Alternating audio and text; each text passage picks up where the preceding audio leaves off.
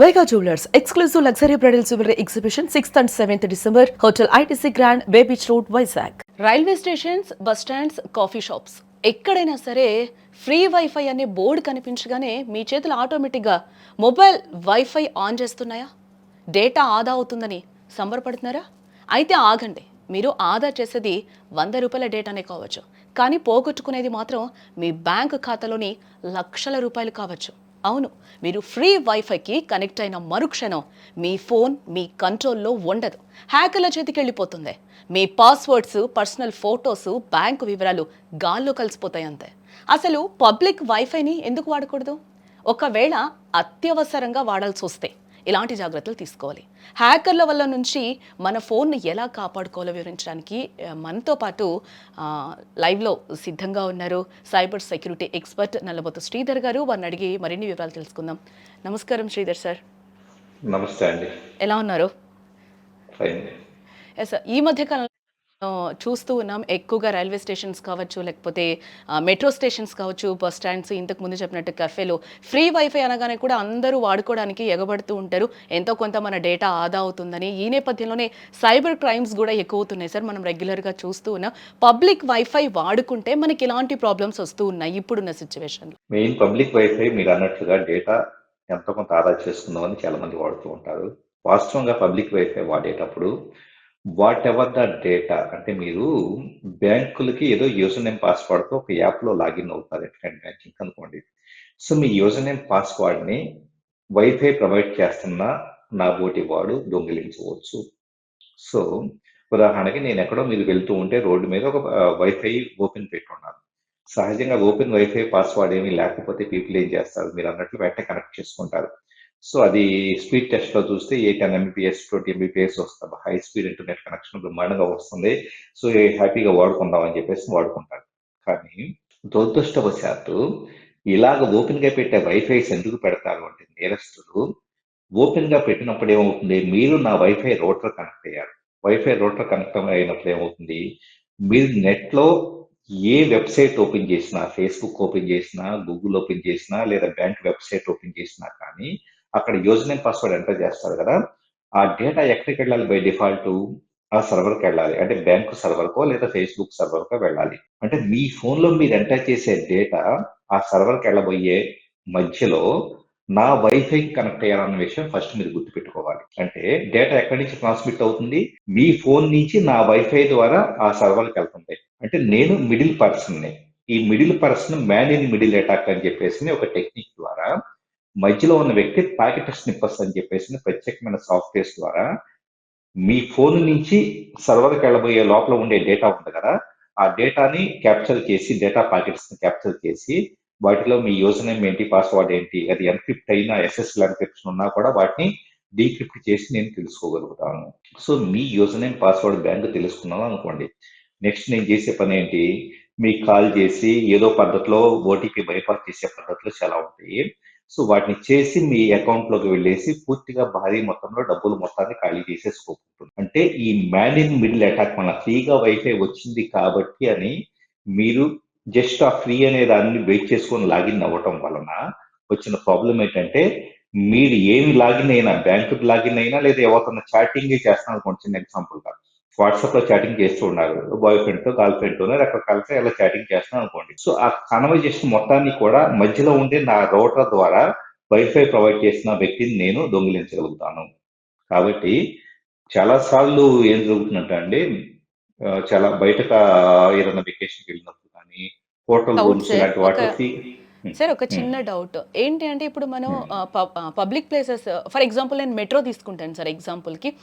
మెట్రోలో నార్మల్గా free wifi అనేది ఉంటుంది, బట్ అక్కడ పాస్వర్డ్ రిక్వైర్మెంట్ ఏమి ఉండదు కదా సార్, ఆటోమేటిక్గా కనెక్ట్ అవుతుందా? ఆటోమేటిక్ కనెక్ట్ అవుతుంది కాబట్టి ప్రాబ్లం. ఓకే, అంటే అన్ని ఎందుకంటే ఆటోమేటిక్ ప్లేసెస్లో. కనెక్ట్ చెప్పండి.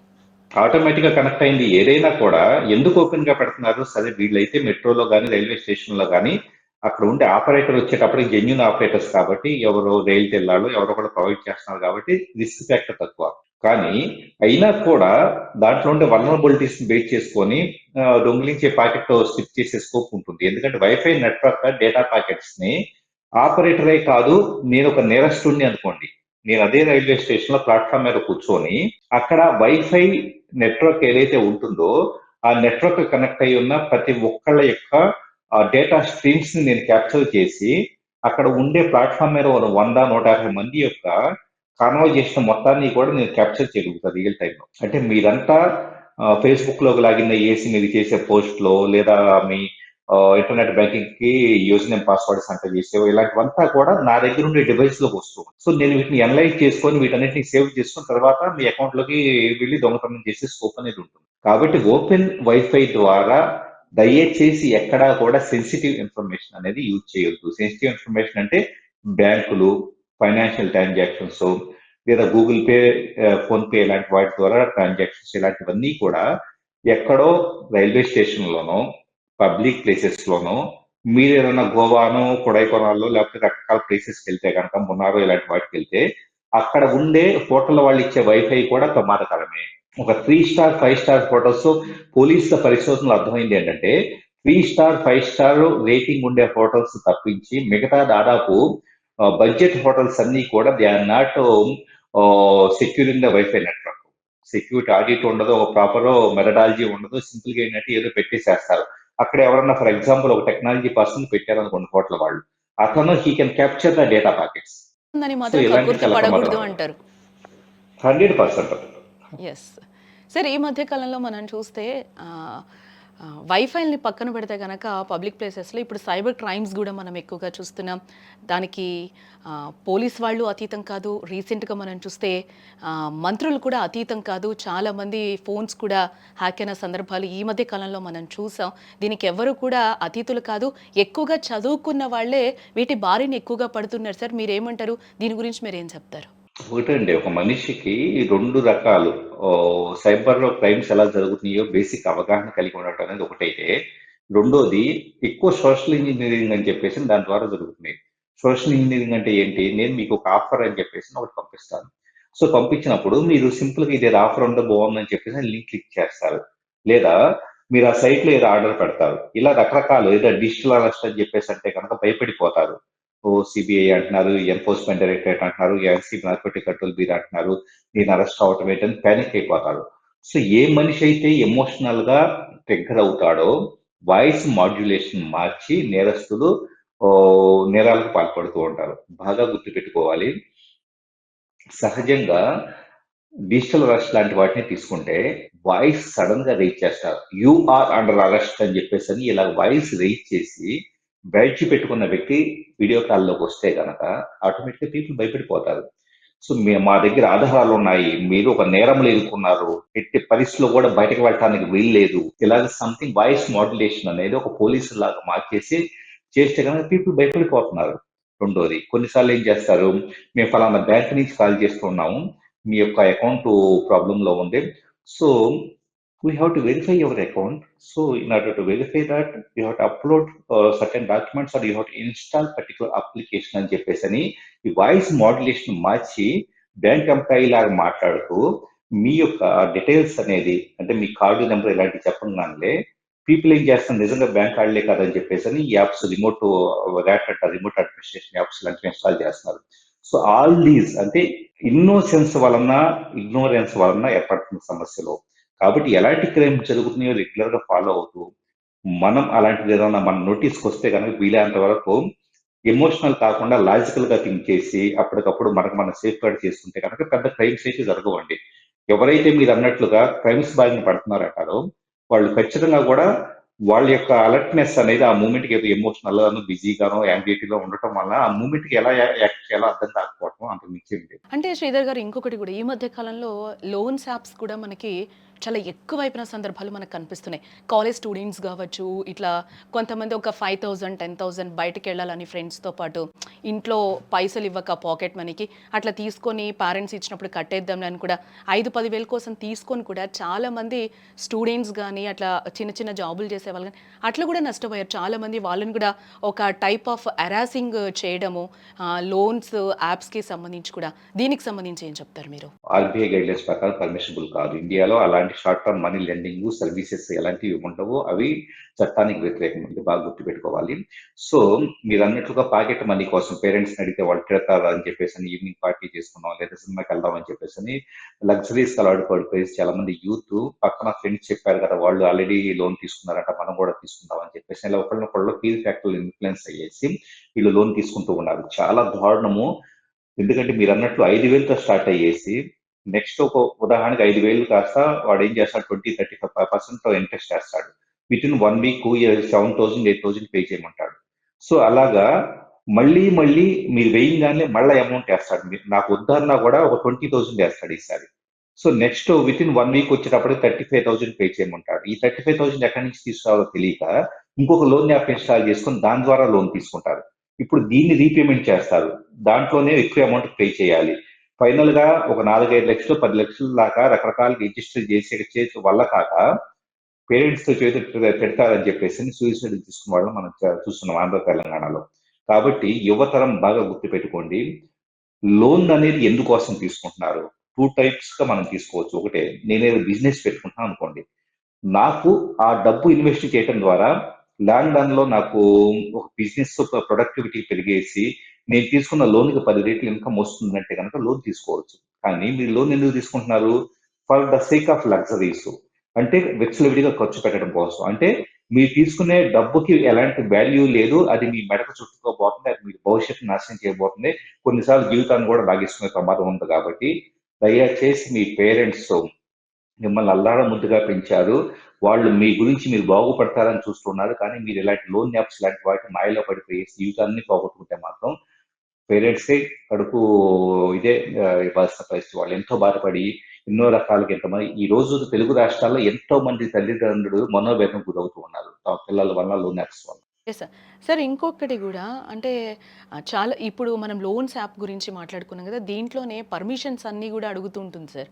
అంటే ఫోటోస్ గావచ్చు, లేకపోతే కాంటాక్ట్స్ గానీ, మన కాంటాక్ట్స్ ఏవైతే ఉన్నాయో ఆటోమేటిక్‌గా వాళ్ళకి వెళ్ళిపోతూ ఉంటాయి. ఒక పేమెంట్ నువ్వు చేయకపోయినా కూడా వాళ్ళు కాల్ చేసి హరాస్ చేయడము. సో, వీటికన్నిటికి మీరేం జెప్తారు? ఎలాంటి ప్రొటెక్షన్ తీసుకోవాలి యూత్ కానీ, లేకపోతే ఎమర్జెన్సీ పర్పస్‌లో లోన్స్ తీసుకునే వాళ్ళకి కానీ? అసలు లోన్ యాప్ ద్వారా ఎమర్జెన్సీ సిచ్యువేషన్స్ లో కూడా లోన్ తీసుకోవడం కరెక్ట్ కాదండి. ఎందుకంటే మీరు అన్నట్లు పర్మిషన్స్ తీసుకుంటుంది. ఏం తీసుకుంటుంది? కాంటాక్ట్స్ దగ్గర నుంచి, ఫోటో దగ్గర నుంచి, front camera, back camera, storage permission, మీ ఫోటోస్, వీడియోస్ అన్నిటి క్యాప్చర్ చేయగలుగుతుంది. సో ఇన్ని రకాల పర్మిషన్స్ అంటే మీ ఫోన్ మీ చేతిలో ఉంటుంది కానీ అది రిమోట్ అడ్మినిస్ట్రేషన్ టూల్ లాగా ర్యాట్ లాగా ఎవరైతే లోన్ యాప్ డెవలపర్ ఉంటారో వాడి చేతిలో మీ ఫోన్ ఉంటుంది. అంటే ఈ క్షణానికి మీరు ఎక్కడ తిరుగుతున్నా కూడా మీకు తెలియకుండా వాడు మీ ఫ్రంట్ కెమెరా నుంచో బ్యాక్ కెమెరా నుంచో he can operate your phone. అంటే అంత కంప్లీట్ మన ఫోన్ అంతా అవతల లోన్ యాప్ వాడి చేతిలో ఉన్నప్పుడు అది ఎంత దారుణమైన విషయం. అంటే you don't have any privacy. పూర్తిగా కూడా వాడి చేతిలో ఉంది. అలాంటప్పుడు రేపు లోన్ పే చేయలేదని చెప్పేసి ఏం చేస్తాడు? మొత్తాన్ని మీ యొక్క లైఫ్ ఫీడ్ని తీసుకొని మార్క్ చేసేసి బ్లాక్ మెయిల్ చేస్తాడు. అలాగే మీ ఫ్రెండ్స్ మీ అందరికి కాల్ చేసేసి ఫలానా రవికిరణ్ అనే వ్యక్తి, ఫలానా శ్రీనివాస్ అనే వ్యక్తి లోన్ తీసుకున్నాడు. సో మీరు అతని ఫ్రెండ్స్, అతని బంధువులు కాబట్టి అతని తరఫున మీరు కోర్టుకు రావాల్సి ఉంటుందని బెదిరిస్తే గనక పరువు పోతుంది. వాళ్ళంతా కాల్ చేసి మిమ్మల్ని అడుగుతారు. ఇదేంటి నువ్వు లోన్ తీసుకున్నావు అంతా మాకు కాల్స్ వస్తున్నాయని చెప్పేసి. అది ఇలాంటి హెరాస్మెంట్ చేసి ఇది తట్టుకోలేక పీపుల్ సూసైడ్కి వెళ్తున్నారు. కాబట్టి ఇన్ని రకాల పర్మిషన్స్ అడుగుతున్నప్పుడు ఖచ్చితంగా అది చాలా ప్రాబ్లమాటిక్ అప్లికేషన్ అన్న విషయం గుర్తుపెట్టుకోండి. ఎట్టి పరిస్థితిలో కూడా లోన్ యాప్ అనేది మీ ఫోన్లో ఇన్స్టాల్ చేసుకున్నారంటే కనుక పూర్తిగా లైఫ్ స్పాయిల్ అయినట్లు అవుతుంది. ఒక్కసారి మీ ఫోన్ కాంటాక్ట్స్ డేటా అనేది వాళ్ళ సర్వర్లోకి అప్లోడ్ అయిందంటే కనుక అది ఒక్క రోజుతో పాటు మళ్ళీ మళ్ళీ ఇబ్బంది పెడుతూనే ఉంటారు. సార్ కమింగ్ టు ద మళ్ళీ మన సైబర్ క్రైమ్‌కొద్దాము. ఈ మధ్య కాలంలో Yeah. చాలామంది అంటే చదువుకున్న వాళ్ళు కూడా ఆల్మోస్ట్ అందరూ బలవుతున్న సిట్యుయేషన్స్ మనకి చాలా ఎగ్జాంపుల్స్ ఉన్న నేపథ్యంలో ఎక్కడో చిన్న లాజిక్ వల్ల మనం వాళ్ళకి గురైపోతున్నామేమో అనే సందర్భాలు కూడా మనం చాలా చూసాం ఈ మధ్య కాలంలో. అంటే వీటికన్నిటికి మనకు ఒక అవగాహన రావాలి అని అంటే వాటి గురించి తెలుసుకోవాలంటే మనం ఏ విధంగా అలర్ట్స్ పాటించాలి? ఒకటండి అవగాహన కంటే మెయిన్ ప్రాబ్లం ఒకటంటే ఇందాక నాట్లో లాజిక్ అనేది అందరూ లాజికల్ గానే ఆలోచిస్తారు. ఇప్పుడు మనసు ప్రశాంతంగా ఉన్నప్పుడు. కానీ ఎప్పుడైతే డిస్టర్బ్డ్ గా ఉంటారో ఏదో ఆఫీస్కి వెళ్ళి బిజీలో ఉన్నారో అనుకోండి చిన్న ఎగ్జాంపుల్ గా మీకు ఏదో సడన్ గా కాల్ వస్తుంది. కాల్ వచ్చినప్పుడు ఆ పానిక్ ఆ హడావుడి మోడ్ లో వచ్చేటప్పటికి మీ లాజిక్ పనిచేయదు. సో సింపుల్గా అలాంటప్పుడే ఇంకొకటి ఏంటి, కొన్ని ఎమోషనల్ ట్రిగరింగ్ ఫ్యాక్టర్స్ ఉంటాయి. ఒక చిన్న ఎగ్జాంపుల్ చూద్దాం. సో మేము ఒక సైబరాబాద్ పోలీస్ కమిషనరేట్ లో కేసు అనేది మా నోటీస్కి వచ్చింది. జస్ట్ నేను అక్కడ ఏసీపీ గారు కూర్చొని మాట్లాడుకుంటుంటే ఒక రోజు ఒక లేడీ వచ్చి ఉన్నారు ఐటీ ఎంప్లాయీ. సో తన భార్య భర్త ఇద్దరు వచ్చి ఉన్నారు, డబ్బులు పోయినాయి అన్నారు. సో ఐటీ ఉద్యోగులు, ఆమె ఒక స్టార్టప్ కంపెనీకి సీనియర్ వైస్ ప్రెసిడెంట్ స్థాయిలో ఉన్న వ్యక్తి. ఆవిడ డబ్బులు పోయినాయి అన్నారు. ఎలా, ఎంత పోయినాయి అంటే 30,000 పోయినాయి అన్నారు. సో ఎలా పోయినాయి అని చెప్పేసి అని అడిగితే ఆవిడ ఫేస్బుక్ స్క్రోల్ చేస్తుంటే ఒక 15,000 రూపీస్ వర్త్ శారీ 1,500కి వస్తుందని చెప్పేసి యాడ్ కనపడింది. సో అది సరే పర్చేజ్ చేశారు. పర్చేజ్ చేస్తే శారీ వచ్చింది. ఎంతది 100 రూపీస్ వర్త్ శారీ వచ్చింది. సరే ఆవిడ అక్కడ ఆగిపోవచ్చు కదా. తను ఏంటి, నేను ఐటీ మన సీనియర్ వైస్ ప్రెసిడెంట్ కదా, నేను టెక్నాలజీ పర్సన్ అయ్యి నన్నే మోసం చేస్తాడా అని చెప్పేసి ఏమనుకుంది, అక్కడ కస్టమర్ కేర్ నెంబర్ అని వెతికితే కాల్ చేసింది. కాల్ చేస్తే sorry for the inconvenience cost అని చెప్పేసి ఒక రోబోటిక్ వాయిస్ అనేది ఇచ్చేసి స్వీట్ వాయిస్ పెట్టేసి వాడు ఏం చేస్తున్నాడు అంటే ప్లీజ్ బి ఆన్లైన్ అని ఆవిడ చేత మొబైల్ బ్యాంకింగ్ కోడ్ ఒకటి ఎగ్జిక్యూట్ చేయించి ఆ కోడ్ ఎస్ఎంఎస్ పంపించమన్నాడు. అదేంటి, మొబైల్ బ్యాంకింగ్ లో ఒక అమౌంట్ ఏ అకౌంట్ లో ట్రాన్స్ఫర్ చేయాలో అది ఎస్ఎంఎస్ అనేది కంపోజ్ చేస్తే మన ఫోన్ పంపించే మెసేజ్ ద్వారా బ్యాంకు ఆ 2 అకౌంట్లకు డబ్బులు ట్రాన్స్ఫర్ చేస్తుంది. సో 30,000 పోగొట్టుకుంది ఆవిడ. ఇప్పుడు ఏమైంది, ఆవిడ సీనియర్ వైస్ ప్రెసిడెంట్ అయినా కూడా ఆవిడ ఒక చిన్న ఏదో 15,000 రూపీస్ శాలరీ 1,500కి వస్తుందని ఒక ప్రలోభానికి గురవటం వల్ల వచ్చిన ప్రాబ్లం కదా. అంటే మోసాలు ఇండియాలో జరుగుతున్న 80% మోసాలు వచ్చేటప్పటికి social engineering attacks. Social engineering అంటే కనుక మనం ఏదో ప్రలోభానికి గురవటము, లేదా ఎమోషనల్ గా ఉండటము, ఆ క్షణాన్ని భయపడిపోవటం, ఆ క్షణానికి వచ్చేటప్పటికి ఏదో డిస్కౌంట్ వస్తుంది అనుకోవటం, ఇలా అనుకోవటం వల్ల జరుగుతుంది. కాబట్టి మనుషుల స్వభావం మారకపోతే ఇలాంటివి మళ్ళీ కొనసాగుతూనే ఉంటాయి. Yes sir. Thank you so much sir. జరుగుతుందండి.